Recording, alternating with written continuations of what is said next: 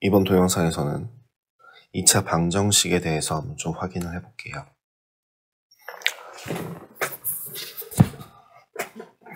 일단 방정식이라는 게 어떤 건지부터 좀 짚고 다시 한번 짚고 넘어가도록 할게요. 방정식이라는 거랑 항등식의 차이 한번 다시 짚고 넘어가겠습니다. 방정식이라는 게 뭐죠? 문자의 값에 따라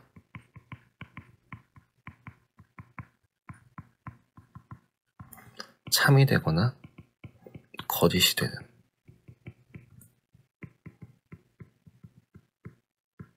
등식을 의미하죠. 그거에 비해서 항등식은 문자의 값에 관계없이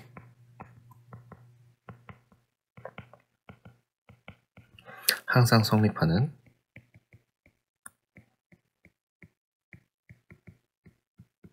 등식을 의미하고요.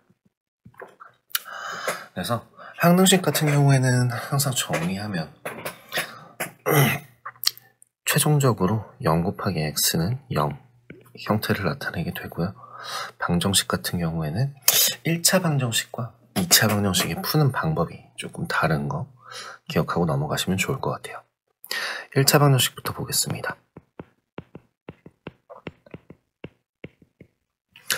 1차 방정식은 중학교 1학년 과정에서 처음 배우게 되죠. 처음 배웠을 때 어떤 형태로 정리를 해주냐면 좌변에는 x가 들어간 문자로 우변에는 x가 들어가지 않은 상수로 항들을 이동해서 정리를 하게 되고요. 이렇게 정리를 했을 때 a의 값이 0이 아니거나 a의 값이 0이냐 이 두 가지에 따라서 경우가 조금 달라져요. 0이 아닐 때는 단순하게 나눠줄 수 있기 때문에 x의 값은 a분의 b라고 나오는 거 기억하실 거고요. 만약에 a가 0일 때는 어떤 모양이 되죠? a가 0일 때는 두 가지 경우로 나눠지죠. a가 0인데 b도 0이다. 그럼 최종적으로 모양이 0 곱하기 x는 0. 항등식의 모양과 동일해지기 때문에 해가 무수히 많다 라고 이야기할 수 있게 되고요. b가 0이 아니라면 0 곱하기 x는 어떠한 값이 나와서 이건 성립할 수 없죠. 해가 없다 라고 이야기하게 되는 거죠. 요새는 잘 안 쓰이는 단어긴 한데 해가 무수히 많다라는 걸 부정, 해가 없다라는 걸 불능이라고 이야기합니다. 그거에 비해서 2차 방정식의 풀이는 어떻게 풀죠? 2차 방정식의 기본적인 형태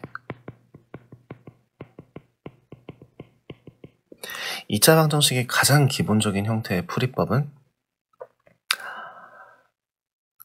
a 곱하기 b는 0이다 형태로 나오게 된다면 이 등식을 성립하게 할 수 있는 방법은 a는 0 또는 b는 0이다 라는 이 성질을 이용하게 되는 거죠.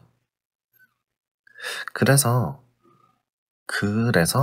0이라는 형태로 정하기 위해서 항상 2차 방정식은 한쪽으로 몰아서 모든 항을 한 변으로 정리해서 쓰는 거를 기본으로 해요.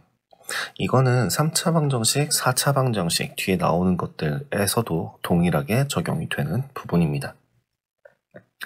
그럼 2차 방정식의 풀이법은 크게 뭐가 있는지 확인을 하신다면 크게 두 가지로 확인할 수 있어요. 첫 번째,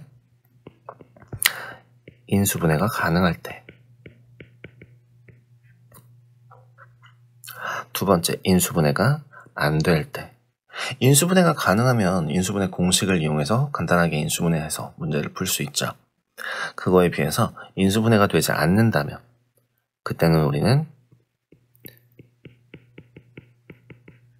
근해 공식을 사용하게 됩니다. 근해 공식이 뭐였죠? ax 제곱 더하기 bx 더하기 c는 0이라는 거기서 개수만 따서 x라는 값이 2a분의 마이너스 b 플러스 마이너스 루트 b제곱 마이너스 4ac 이렇게 정리가 되는 무조건 암기해야 되는 공식 중에 하나죠. 이거는 중학교 3학년 과정에서 나오는 제곱근을 이용한 2차 방정식의 풀이에서 나오게 되는데 첫 번째 순서대로 한번 기억을 해볼게요.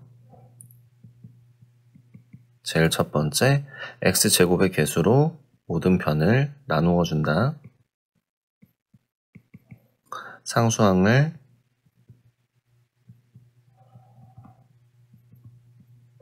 우변으로 넘긴다. 이 1차 항계수의 절반의 제곱을 양변에 더해준다.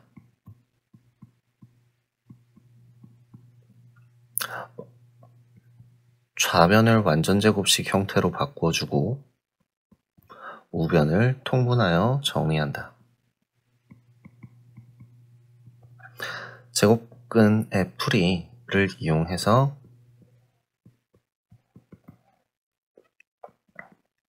루트를 씌워 정리한다. 최종적으로 항을 이항하여 계산을 한다. 이렇게 근의 공식을 유도할 수 있어요. 이렇게 근의 공식을 유도하는 거 꼭 기억해 주셔야 되는 부분 중에 하나입니다. 사실 뭐 고등학교 과정에서는 근의 공식 유도하는 거를 크게 기억할 필요는 없는데 그 중학교 과정에서는 근의 공식 유도하는 거에서 가끔 문제가 나오기도 하니까 꼭 기억해 주시면 좋을 것 같고요. 두 번째, 그럼 이 공식만 있는 건 아니에요. 어디서 나오냐면 짝수 공식이라고 해서 어떤 게 짝수일 때 1차 항의 개수가 짝수일 때 써먹을 수 있는 짝수 공식이라고 하는 게 뭐였죠? x는 a분의 마이너스 b 다시 플러스 마이너스 루트 b 다시 제곱 마이너스 ac 이렇게 나오죠. 뭐 이것도 증명하는 방법은 간단합니다. b 대신에 이 b 다시를 대입을 해주고 정리를 해주면 나오게 되는 식이라고 보시면 돼요. 그렇게 해서 지금 이제 써먹을 수 있는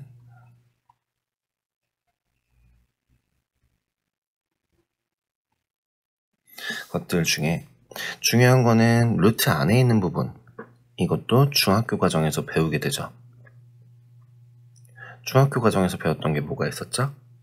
루트 안에 있는 b제곱 마이너스 4ac에 따라서 이 값이 0보다 크냐 0이냐 0보다 작냐에 따라서 중학교 때는 뭘 얘기하냐면 근의 개수를 의미해요. 근데 사실 근의 개수가 그냥 근의 개수가 아니라 실근의 개수를 의미하게 됩니다.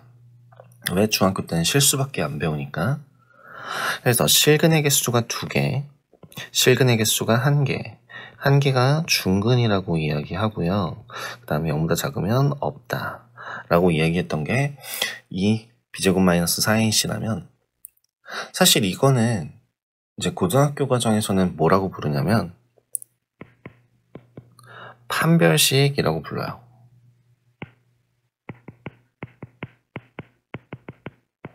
무언가 판별해 줄 수 있다라는 얘기인데요. 그 판별식이라는 게 뭐죠? 어떤 걸 판별하게 되냐면 근의 종류, 근이 나타내는 거가 어떻게 되는지를 나타내게 하는, 판별하게 하는 그런 식이라고 보시면 됩니다. 그래서 근의 종류를 의미하게 돼요. 왜? 우리는 방금 전에 전 단원에서 복소수라는 개념을 배웠고 허수라는 것도 배웠어요. 즉, 루트 안에 있는 값이 음수가 되더라도 숫자를 정의할 수 있게 됐고요. 그렇기 때문에 이거는 완벽하게 분류를 해서 이야기해야 되는 게 첫 번째 할 일입니다. 두 번째, 2차 방정식이라는 거는 정확하게 생각한다면, 자, 위에 있는 모양을 한번 확인해 보시면 두 개의 곱에서 나오는, 여기서 근이 하나, 이쪽에서 근이 하나, 항상 근이 두 개씩 나오는 걸 확인하실 수 있어요.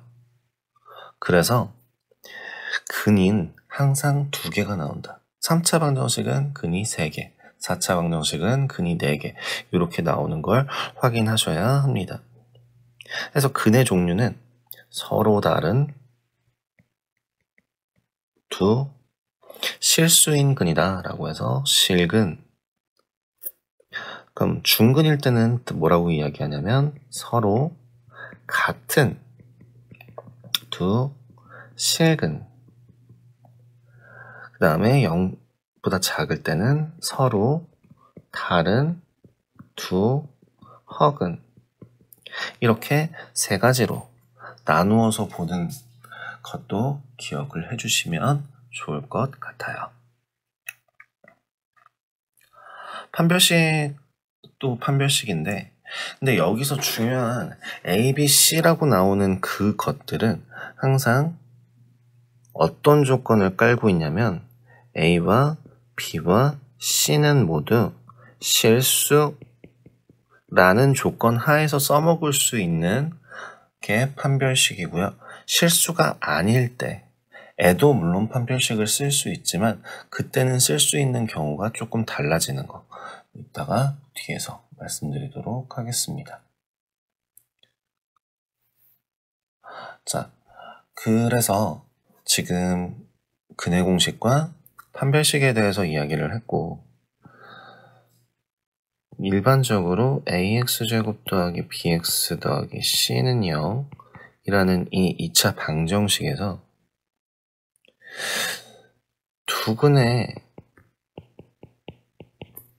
두 근이 알파와 베타라고 한다면 알파 플러스 베타라는 것, 두 근의 합과 두 근의 곱, 그리고 몰라도 되지만 일단 설명드릴게요. 뭐냐면 두 근의 차, 이렇게 세 가지 중에서 이 두 가지는 꼭 기억을 해주시고요.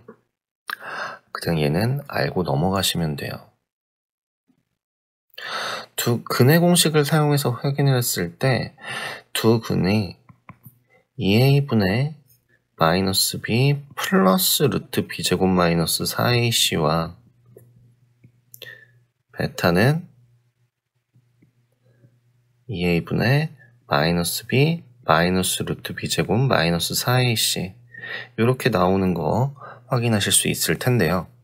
두 근의 합은 루트 부분이 사라져서 2a분의 마이너스 2b 정리하면 마이너스 a분의 b라는 거 기억해 주실 수 있겠죠. 그럼 알파 베타는 계산해 주시면 이거는 정리 바로 옆에다가 붙여서 써드릴게요. 마이너스 a분의 b. 두 근의 곱을 한번 계산해 보시면 4a 제곱분의 b제곱 마이너스 b제곱 마이너스 4ac라서 4a 제곱분의 4ac라는 값이 나옵니다. 그럼 이 식을 정리해 주시면 최종적으로는 a분의 c라는 값이 나오는 거 확인할 수 있고요.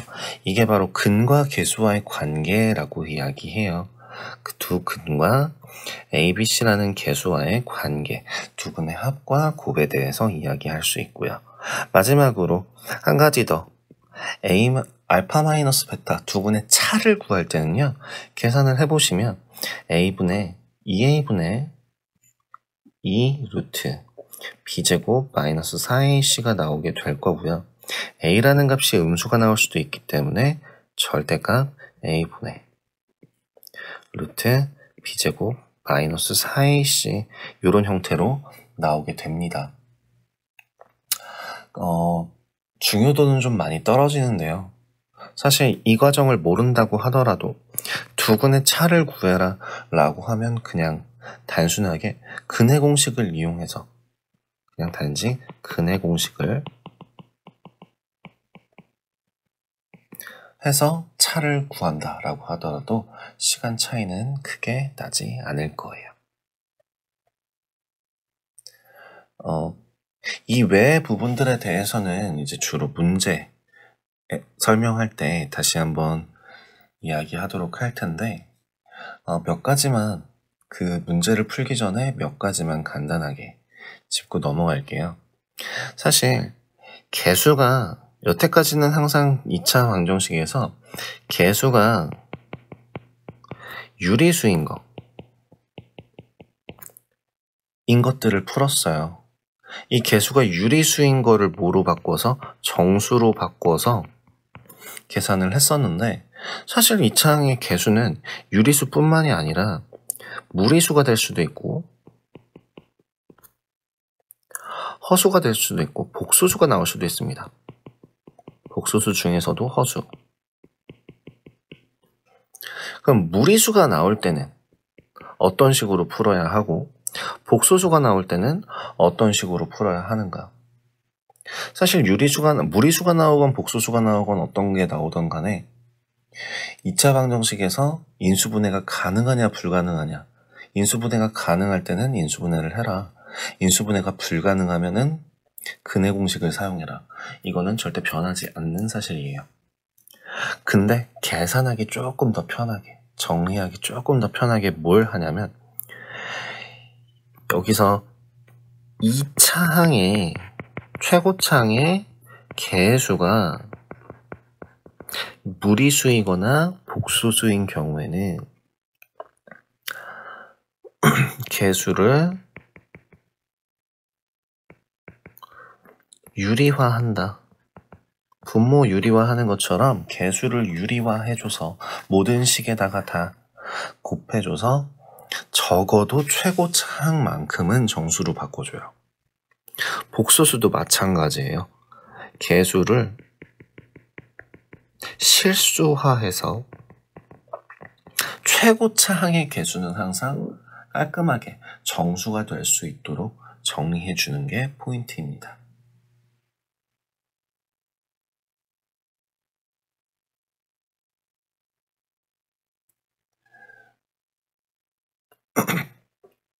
뭐 이런 것들 있는 거 꼭 확인해 주시면 될 것 같고요. 두근을 이용해서 식 세우기, 뭐 기타 등등 이런 거는 문제를 풀면서 넘어가도록 하고요. 마지막으로 켤레근에 대한 설명만 하고 넘어가도록 하겠습니다. 켤레근이 뭐냐면 이것도 중학교 3학년 과정에서 배워요. 중학교 3학년 과정에서는 ax제곱 더하기 bx 더하기 c는 0이라는 식에서 ABC가 기본적으로 유리수라는 조건 하에서 2차 방정식의 식을 세우죠. A와 B와 C가 유리수, 개수가 굉장히 중요합니다. 개수가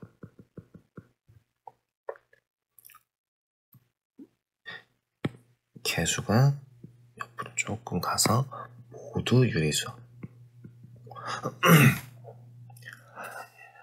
그럴 때는 유리죠. 즉 조건이 훨씬 더 중요하고요. 이 조건이 없으면은 켤레근이라는 걸 사용할 수 없어요. 어디서 나오는 거냐면 마찬가지로 근해 공식에서 나오게 되는데요.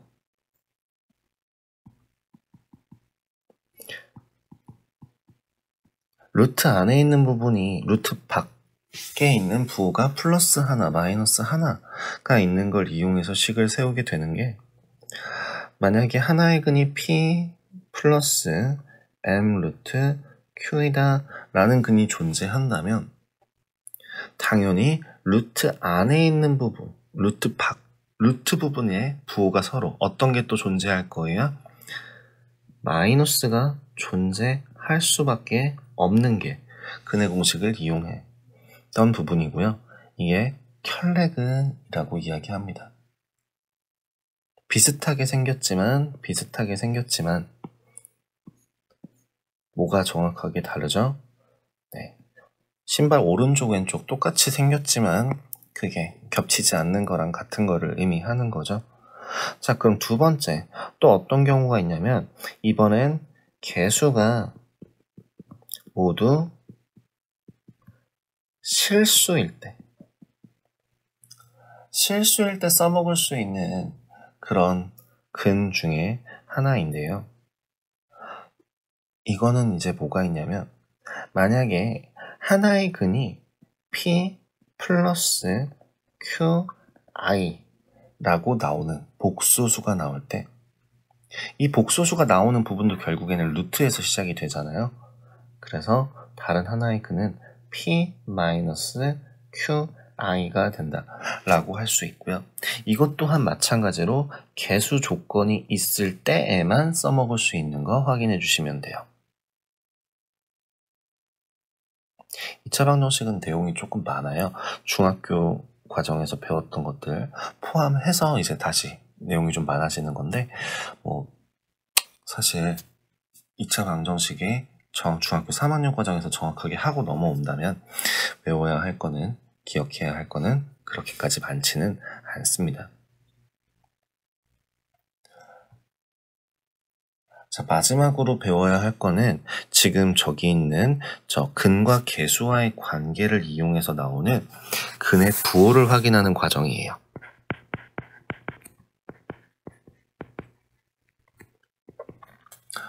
근의 부호를 확인하는 과정은 뭐냐면 제일 첫 번째 근의 두 근이 나온다고 했는데 두 근이 모두 양수일 때 두 번째 두 근이 모두 음수일 때 그리고 마지막 세 번째는 부호가 서로 다를 때 세 가지 경우로 나눠져요. 자, 일단 여기서 한 가지 기억해야 될 부분. 양수다, 음수다 라고 확인할 수 있다는 얘기는 얘는 둘 다 뭐란 얘기예요? 부호가 다르다. 부호라는 게 존재하고 확인할 수 있다는 그것만으로 이 세 가지는 기본적으로 뭐가 돼요? 실수가 됩니다. 그 실수가 되기 때문에 써먹을 수 있는 것 중에 하나가 바로 뭐냐면 판별식이 0보다 크거나 같다 라는 걸 써먹을 수 있어야 된다는 얘기예요. 이게 가장 기본적으로 깔려 있고요. 두 근이 모두 양수라고 했기 때문에 두 근의 합이 양수, 두 근의 곱도 양수 확인할 수 있죠. 그래서 A분의 B는 음수가 되고 A분의 C는 양수가 된다. 이런 거는 이제 근과 개수와의 관계를 이용해서 식을 세우시면 될 것 같아요. 두 근이 모두 음수다 라고 하는 경우에는 두 근의 합이 음수, 두 근의 곱은 양수라는 성질을 이용해서 A분의 B는 양수, A분의 C는 음수, A분의 C는 양수 이렇게 확인할 수 있죠. 결국엔 뭐만 달라집니까? 합의 부호만 달라지고 나머지는 다 동일한 거를 확인하시면 좋을 것 같아요. 규칙성을 좀 보시면 될 것 같아요. 이것도 써먹어야 되는 공식이기 때문에 외우셔야 해요. 이 두 개를 연관지어서 기억을 해주셔야 돼요. 사실 외우는 게 아니라 이해를 하면 제일 좋기는 한데 깜빡하고 넘어간다면 기억을 해주시는 게 좋을 것 같습니다. 그 다음에 부호가 다를 때는 합의 부호를 결정지을 수 없고요.